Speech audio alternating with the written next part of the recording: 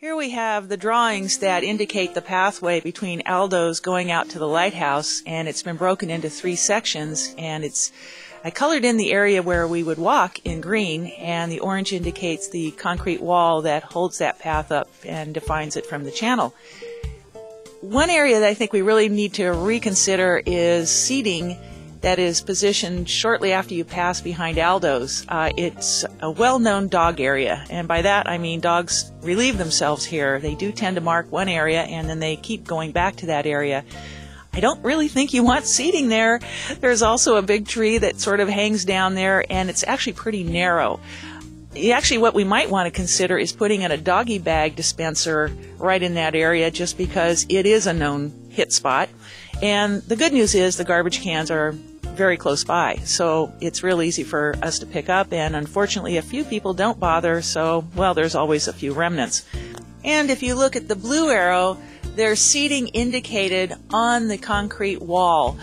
This again is a very narrow area. It is only about 10 feet wide. There's a steep hillside that pinches in on the right-hand side here, and there's just not a lot of room, so to put seating, to me, just congests an area that really needs to be open because there's just no wiggle room to pass when it gets really crowded.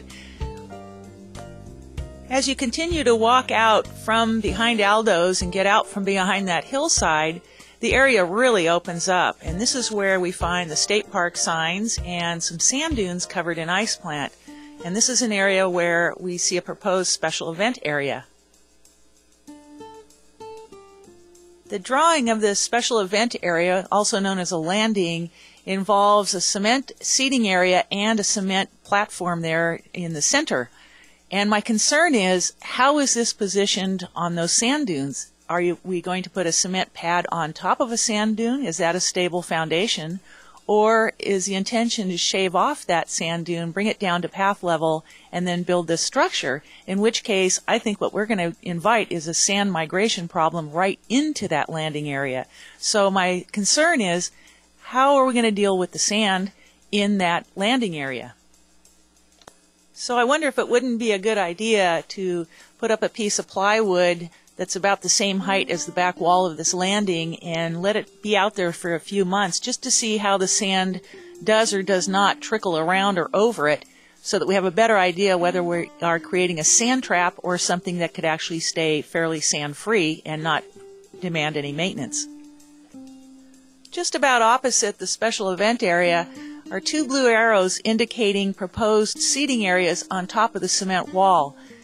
People walk on that wall all the time. It gives another foot or so of room for people to pass each other, and the proposed walkway is really not being widened as far as I can tell.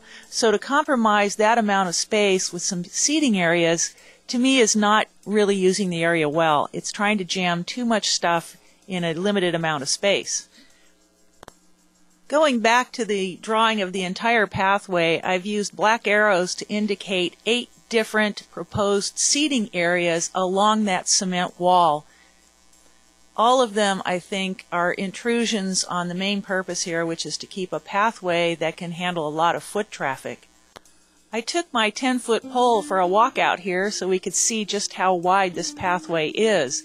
In many areas, it's actually less than 10 feet wide, and the proposal to put seating all along this walkway, especially on the cement side, would really impose and eat up a few feet of that walkway that's really not that wide to begin with.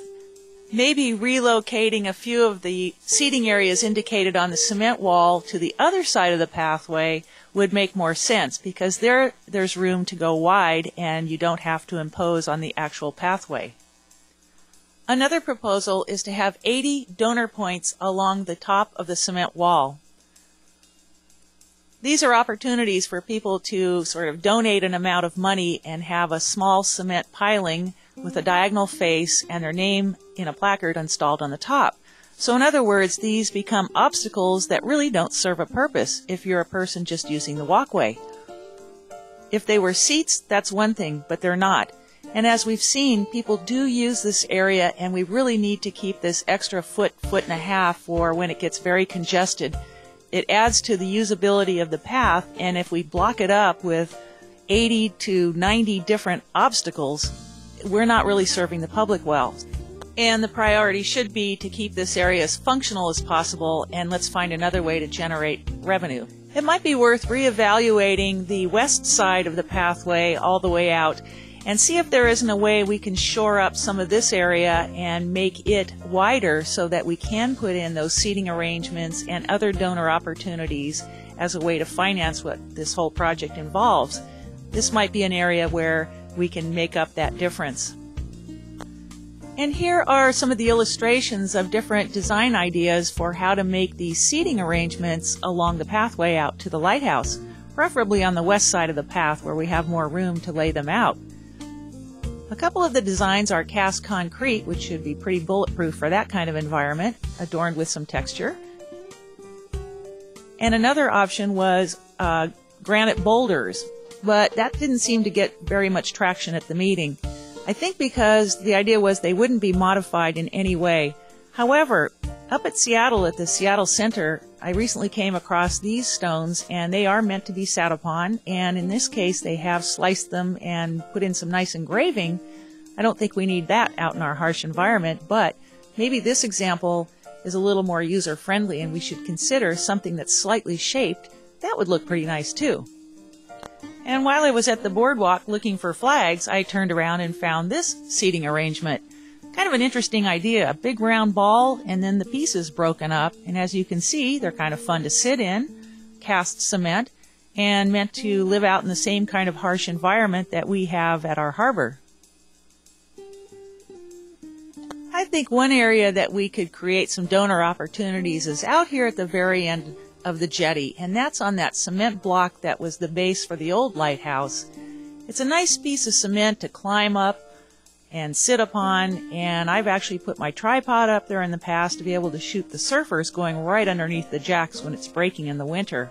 But it's kind of hard to climb up onto, and if you fell off and you're a kid, it's a pretty steep drop. What I would love to see is another layer of cement affixed to that block so that we have a lower level and it's easier to climb up. These benches over by FF Dock are just great. They're fun to sit on. Kids can climb on them. You can have your picnic. And if we keep the design real simple, we don't have to worry so much about the elements. It will get clobbered, but if it's just kind of basic rough cement, unless there's something else we can add that wouldn't get destroyed with the elements, I think this is an area we should enhance. And again, it is a place that's kind of nice to hang out. I made this video to give you an insider's look at how these areas function from a user point of view. I really have walked these pathways thousands of times over the past 30 years, so I've had plenty of time to figure out where areas work well and where they could certainly use some improvement. I think priority one should be for this whole project to make sure that it can accommodate lots and lots of people and not create more congestion problems, but instead alleviate some of them. I realize the challenge is to have this all paid for by donor contributions, and that's where I think we have to be really careful and mindful that the designs that we come up with support the functionality and don't inhibit it. So next time you walk out these pathways to the lighthouse, I hope you'll keep in mind some of the ideas and suggestions I've brought forth in this video.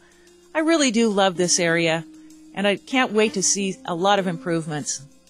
If there's any way I can help, please feel free to contact me. And again, thanks for your time and patience in watching this video. I hope we can all benefit from it.